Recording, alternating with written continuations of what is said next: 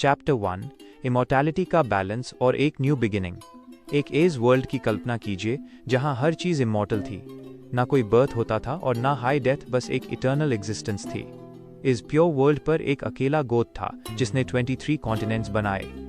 उन्होंने अपने 22 स्टूडेंट्स को एक एक कॉन्टिनेंट दिया ताकि वो वहाँ का बैलेंस बनाए रखें, क्योंकि वहाँ के लोग मर नहीं सकते थे और ना ही नए बादशाह पैदा होते थे।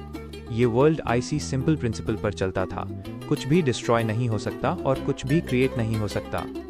लेकिन ये रूल टैब टूट गया जब गोद ने एक न्यू लाइफ क्रिएट की। ये नया क्रीचर गॉड का हाई एक पार्ट था जो उनके डार्क थॉट से जन्मा था, लेकिन वो बुरा नहीं था क्योंकि गोद ने उसकी सारी इविल पावर्स को सील कर दिया था।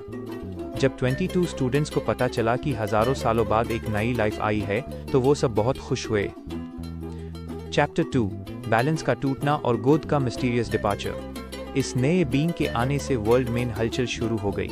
जैसे जैसे वो बड़ा हुआ, उसके अंदर एक्स्ट्रॉर्डिनरी पावर्स आने लगी जो इमॉर्टैलिटी के रूल्स को चैलेंज कर रही थी।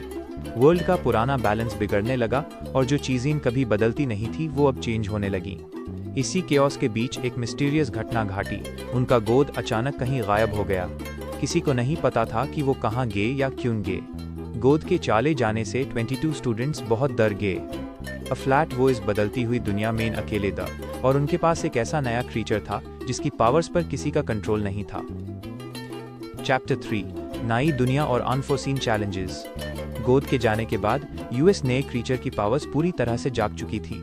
वो डार्क थॉट्स जो सील किए गए थे अब धीरे धीरे लीक होने लाज दी। इस क्रीचर के पास अब क्रिएशन और डिस्ट्रक्शन दोनों की ताकत थी। 22 कॉन्टिनेंट्स में ऐसी चीजें होने लगीं जो पहले कभी नहीं हुई थी। अ फ्लैट एंड 22 स्टूडेंट्स के सामने सबसे बड़ा सवाल ये था, क्या वो इस नए क्रीचर को सही रास्ता दिखा पाएंगे? क्या वो यूज बैलेंस में रख